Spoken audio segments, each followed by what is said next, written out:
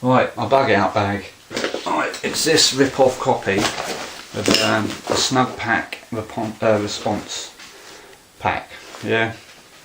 Unfortunately, it is in this kind of camo-y type thing happening. But yeah, stitching and everything, it's pretty crap on it. But the reason I wanted it, I mean, it's identical in every way, apart from I mean, there might be a couple of little changes on it.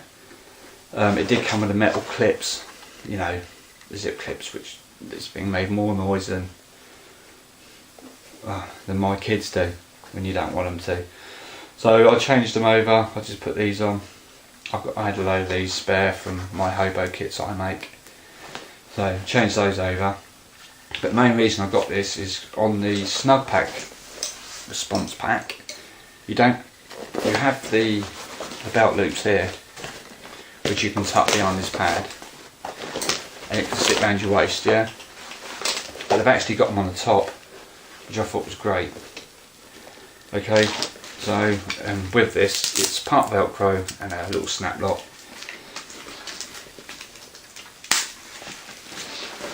So basically, I could make it into a man bag, a nice little shoulder bag, which is ideal. I can just sling that over my shoulder, you know, across my chest, blah de blah. Then I've got it and it's secure. That's why I bought it, basically. But it's nowhere. The quality of it is nowhere near the original Snug Pack. Anyway, that's that. That will house a heavy duty survival bag. That will go in there. This is like your normal survival kit. It's got all your normal goodies in it. Got this from Mike Dixon from Stone Age Bushcraft. He's now got his new shop, which is Camping and Bushcraft. Sorry Mike, I can't remember the name of it.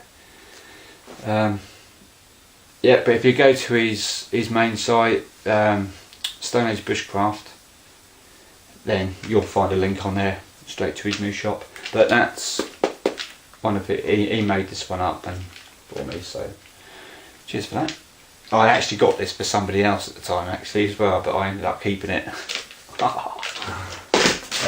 That will go into this little lock bag, which and I've also got the LE foil survival blanket. Got a bit of fat stick in there, a bit of firelighting type stuff going on. We'll see in that sort of stuff. I've got a couple of little beaners in there, like the steel ones. Got a spare battery. I'll let you know why I've got that in a while. Yeah, I've got the cig bottle. That would have water in it permanently. I've got the little oval tin. Goes with it. Hexi stove, and that comes with all the Hexi blocks, which is in a sealed pack with inside the actual stove itself. That goes in. I've got a millbank bag that will go in there. First aid kit, it's a mouldy one which will fit on the front. Yeah, so that'll be sat on that front pocket. Oh, hang on a minute. Telephone. Sorry about that. It was telephone went. Yeah, anyway, yeah, millbank bag. Pretty cool. And I've got some in the first aid kit. I've got some iodine in there, and obviously purification tabs. So yeah, depending on what I think really. Where I use the iodine, I'm quite lucky that stuff doesn't affect me. I know some people, because I've got the is it Premac water filter, and I know it does advise if people have got kidney problems or something like that, it can play up, but I'm quite lucky as far as I'm aware. But yeah, it's pretty good. It's well put together first aid kit. I've done a couple of first aid courses in the past when I used to teach climbing and open canoeing and kayaking and stuff. And I was a multi-activity instructor actually. It was I did a 2-year outdoor education MVQ level 3 thing many years ago, and through doing that I copped some, like my SPSA climbing, mountain leadership summer, kayaking and open canoeing, and that's on placid and sea if you like, and then some of the other little things like the genus archery, the archery leader, and the indoor shooting range type stuff, for air rifling and GIPs and problem solving, blah de blah. Anyway, so first aid kit, I've knocked up some paracord and I've got some of these spare clips, just handy for, I don't know, lugging stuff about, just handy bit of kit, spare set of laces, a bit of bungee, a bit more paracord, I've got a waterproof notebook and pencil in there. Also inside there's that Dermasafe stuff in there, like the little saw, and the little scalpel type blade sort of knife, which is pretty cool. I've got a little pair of binos, which some of this kit in here I would use anyway. I would take it out if I'm off on a doobry, I walk about, and it's just somewhere to keep them because it fits in here. And also because the snap pack has got this strap that comes over the top, these come over there, blah blah. I've got it's an American military poncho, but it's like that stock whip material, so it's quite light, and it's a good little poncho, so that goes there as well. So that's my little bug out kit.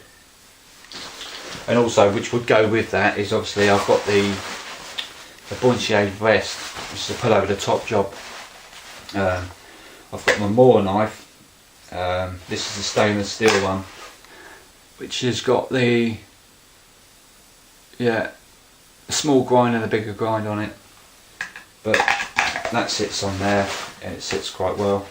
And I've also got the strobe. I don't know if you're going to see that on camera. I think you did then. Yeah. And also, which is locked in a box, which is locked in the shed, is my little pack of mini flares, which is, they're only about that long a pack, I keep them locked out of the way because I've got 2 small children, and in the wrong hands they're lethal. You can kill some of them with those things, especially a small child. And I've got a very curious 3-year-old son, and I haven't even let them see them actually. And if they have seen them whilst I've gone out and my other half's dropped me off and they've asked me, I've just ignored them. I just don't want them to play with that. They're dangerous in the wrong hands, that is. So that'd be my little bug out kit. So I've got shelter, I've got something to wrap up in, I've got something to cook hot water with and stuff. Also, there will be some dried foods that go in here and a few other little goodies. But obviously I don't have it packed in here permanently when it's at home, But I will have something to eat and stuff like that. And where I go anyway, even on the main coast, I wouldn't get stuck for very long. It's as simple as that, And I've also got another little waterproof pouch which my mobile phone can fit in and stuff like that. I have been thinking about doing the VHF radio course, but where I paddle, I'm sort of on the coastline and it's busy. I wouldn't be there for too long, even if I was out in the water and got swept out and ripped into a riptide with my strobe on, my rocket flares, my mobile phone. I've just got to sit tight basically, and it wouldn't be too long. Anyway, so that's those bits. The light on the window's messing about. Right. A little toolkit, basically a Laplander, for obvious reasons. Cut my toenails. Got a little fire kit in there in a tin. with your fire steel, that kind of stuff, all in a little pouch. Yeah, Jedi Knight did a little thing. I haven't tried it out in the field yet, but there's like 5 little candles which candle wicks, so it's just a little candle light really, just something for at night, you know, a bit of reading or whatever. I've not really thought about, you know, using it to cook on or anything. It's just something for when I'm chilling, you know. That's that. My main bushy knife, which is you've seen before. I'll take that. Got a torch. It's the LED laser, lenser, whatever.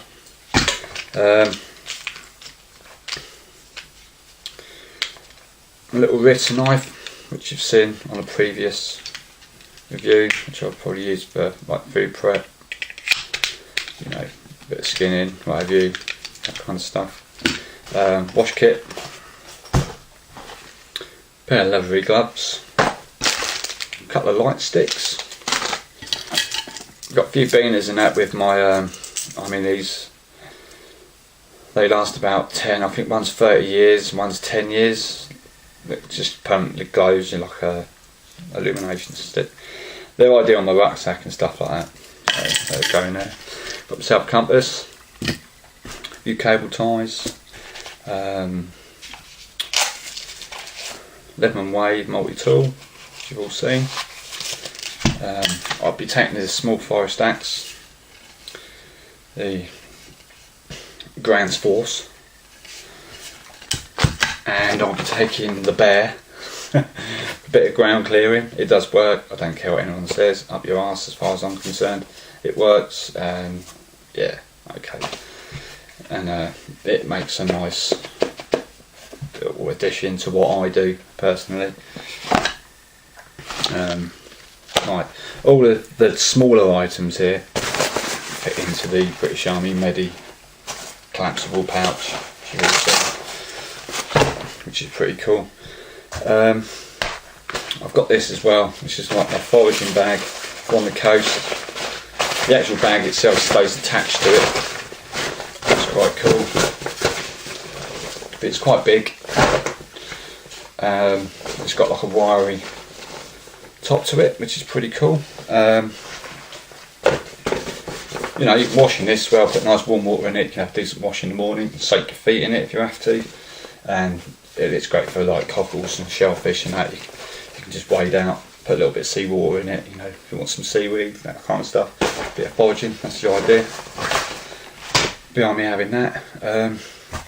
My hobo line, this is one of the older ones that I've made. I've made a rack load of new ones at the moment, which I will do a separate review on. I've never actually done a review on this, which is a bit naughty really. I've sold these all over the world. It's on my website, which is really cool. The newer ones, the handle's actually quite shorter, I've found. I don't know, and I'm using different types of wood. This is ash with linseed oil, and the new ones I've put Danish oil on them, but it's Zebrano, and I've been using that another wood called Purple Heart. When you lathe them up, they are lovely. Like, these are made on a lathe, my lathe in my little shed. This one's actually geared up for fresh water. My other one is actually in one of the bulkheads on the canoe, and I've got both. I've got a bit of fresh water line, a bit of sea line on it. So basically, you unscrew the bottom, and you've got all your bits and bobs in there. Yeah, neatly stowed away. Enough for, you know, a bit of local fishing. Yeah, there is a bit of a ding dong with these, using them for freshwater lakes and rivers. They are frowned upon, blah blah blah. But on sea and coastal areas, fill your boots. You can use these as much as you like. No one could say nothing. And obviously, if you get permission on a private lake to use it, I'm guessing if you're a freshwater angler anyway and you've got a rod license, and you've already paid your dues to be there, I can't see why you can't use this. There's a few ways I use these. If I'm canoeing, I'd use my little anchor to anchor up and just dawdle out there for a bit and just have it over the side, and I can just beam this up, you know, just leave it. Once it starts flopping about, I know there's something on the end. The other way of casting this is you have about a foot of line with your weight and your lure coming off of it, and always use the lanyard. Have your thumb to keep it tight, and it's basically an underarm motion. Let go of the thumb and it will go off into the direction that you point it in. There's that way of doing it, and the other way is you can hold it in your other hand, you let it off, and you can kind of almost like kind of lasso with one hand and sling it, and it will go off. Not very accurate doing it that way, but I think the traditional old-fashioned way of doing it is you'd have what they call a Y stick, so it's a stick with a V at the top, which is around, I don't know, say 3.5, 4 foot long, say, something, you know, a bit whippy, and you'd have your line hanging over the V with your weighted end and your lure, and you hold this basically, and you use that stick as basically as like a fishing rod. You get that whip on it, so you can really give it some casting wise. But like I say, I will actually do a proper review once I've completed the batch that I need to do. When I go on this trip, I will do a proper review just on it, actually using it, so you can actually see it in action, and the better, you know, my technique of using it. I'm not saying it's the correct one by any means, it's just how I found, you know, I wasn't taught by anyone, I just made it, saw it, and thought, yeah, I'll make one of those, and I'm going to start using one of those, because it's quite compact. You can actually use it as a cosh as well, you know, for fish. You can hit it, you know, with that purple outwood. I mean, it's really dense and heavy. It's a heavy wood. So it'd be ideal for that, dispatching rabbit or what have you, you know. It may have a multi-purpose. And the other little thing, I've got a little pouch here. I've got a gill net. It's only 10 foot gill net. And where I'm going, it's quite shallow to walk out, but when the tide comes in, obviously, you know, it will be great for this. So I could stake it out, get a lot of flat fish down that way. So I will put it up, see if I can catch anything with a gill net overnight as I'm doing the 2 days. So that'd be cool. So basically that's my loadout for the 2-day trip, which isn't an awful lot of stuff. Where, you know, I look on YouTube and people go out for a hike, they use a Bergen or what have you, like 120 litre Bergen, and they've got a damn sight more stuff in there than this. I had a bit of a giggle with myself a couple of weeks ago. I dug out, I've got 2 Bergens. I dug them out, I basically use them for storage really, just to store my kit in, but I did load them out and put a few extras in there, which, you know, to me are, you know, sort of cushy little extras. And yeah, putting it on was a struggle, and I actually, it sounds a bit sad, but I went up and down the stairs a couple of times just to have a feel of it, and yeah, the pressure on my knees and ankles was unbelievable. So I take my hat off to those guys, those military chaps that can carry like a full loaded Bergen plus their weapon and all the rest of it on those marches that they do. It's, you know, unbelievable. But yeah, if I fell over that with that on my back, I'd just be like a stranded tortoise. You know, even thought about, you know, getting over like a normal sty, you know, in the field styes, you know, fence styes. It'd be a bloody nightmare. I don't think I'd be able to put it off. I'd have to take the pack off and just sling it over the top, I think, and then climb over. But I'm so used to carrying, you know, when I'm out, it's a small pack, like my little combat pack, which is what, just over 40 litre. It's a bit more than that now because I've just covered it in molly pouches, or molly pouches, whatever you want to call it. So it's probably about 65 litre tops, and I don't have heavy kit in it. So yeah, anyway, so I'll give a quick pan round of the whole load out.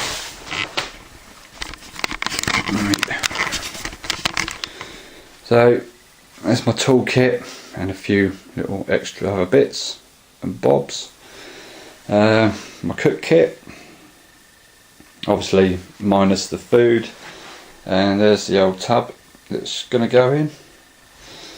My little bug out bag, it's a bit messy now where I've been chucking it about. There's some dry bags that I'll be using, the big main one. My little rucksack, sleep system, spare clothes, and this is what I'm going to be leaving in the bulkhead as a permanent home for it, in a little dry bag, which would be cool. Okay, well, thanks very much, and hope it didn't bore you too much, and yeah, I didn't bore the pants off yet. And basically I've got another battery ordered, so that should give me at least 8 hours video time when I'm away. I'm even thinking about getting one of those little solar chargers, but trying to find a decent one. So if anyone's got any tips, yeah, give me a shout on that, which I can use, because the spare batteries for this is so expensive, and it's not, you know, nowhere near top of the range camera. But yeah, I hope to yeah, I'll video most of the trip. I'll starting off on the river, then going out into, you know, the actual main part of the sea, like the estuary and what have you, and then yeah. So still haven't made my mind up whether I'm going to be having a static camp, if you like, for the whole 2 nights. See how I feel. I mean, if it's good foraging around there, and then yeah, I probably will, you know. See how it goes. Anyway, cheers. Catch you later. Take it easy and get out there.